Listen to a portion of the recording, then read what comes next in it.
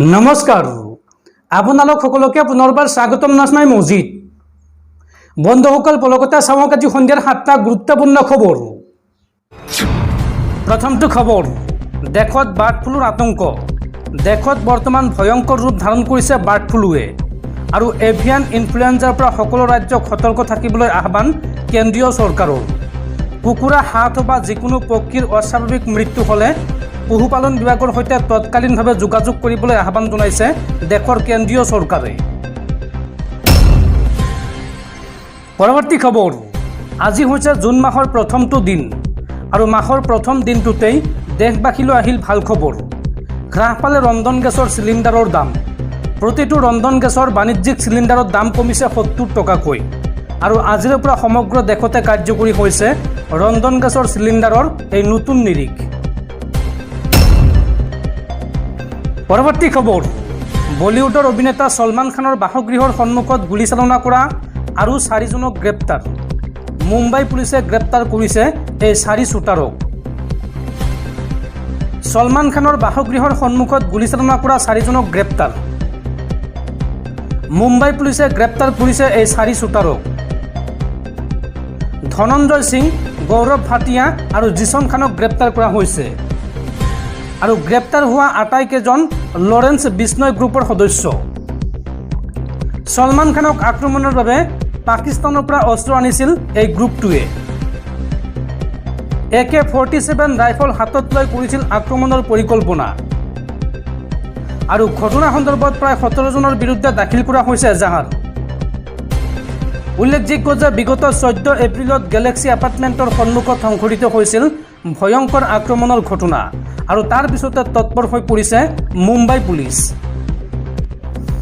বন্ধুসকল, তাৰপিছত 4 নম্বৰ খবৰটো জনোৱাৰ আগতে আপোনালৈ এটা সৰু ৰিকুৱেষ্ট, যদি তেওঁলোকে এইটো ভিডিঅ'ত লাইক কৰা নাই তেন্তে প্লিজ এটা লাইক কৰি দিয়ক আৰু এনেকুৱা ধৰণৰ নতুন নতুন ভিডিঅ' পাবলৈ চেনেলটো ছাবস্ক্ৰাইব কৰি কাষত থকা বেল আইকনটো প্ৰেছ কৰি ৰাখক।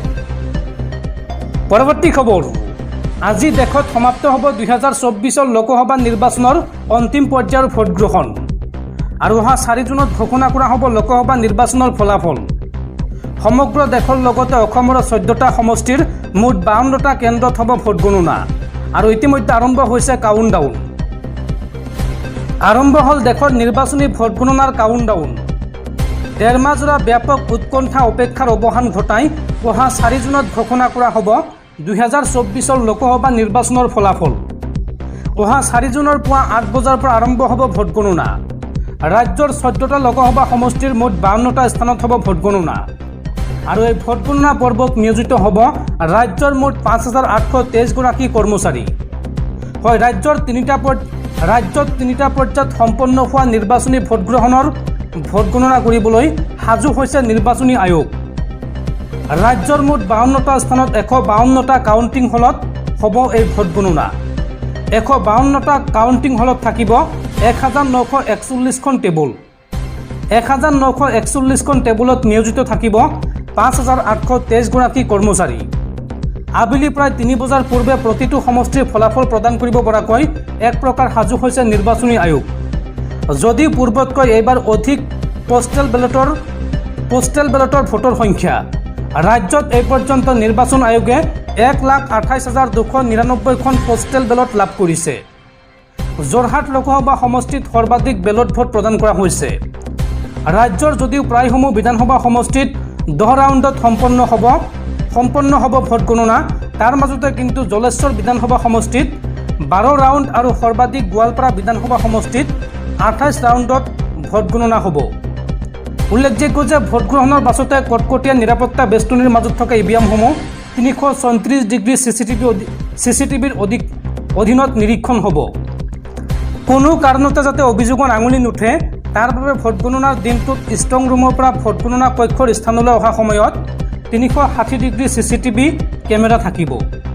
একেদৰে নিকা স্বচ্ছভাৱে ৰাজ্যৰ 14টা লোকসভা সমষ্টিৰ নিৰ্বাচনী ফলাফল প্ৰকাশ কৰিবলৈ সাজু হৈছে ৰাজ্যৰ মুখ্য নিৰ্বাচনী বিষয়া অনুৰাগ গোৱেল।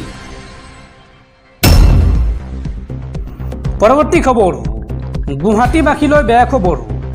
হঠাৎ গুৱাহাটীত দাম বৃদ্ধি পালে গাখীৰৰ। প্ৰতি লিটাৰ গাখীৰৰ দাম বৃদ্ধি পালে 5 টকাকৈ। গোপালকসকলে 5 টকাকৈ দাম বৃদ্ধি কৰিলে গুৱাহাটীত গাখীৰৰ মূল্য আৰু যাৰ পৰিপ্ৰেক্ষিতত এতিয়া মূৰে কপালে হাত দিবলগীয়া হৈছে সাধাৰণ গ্ৰাহক।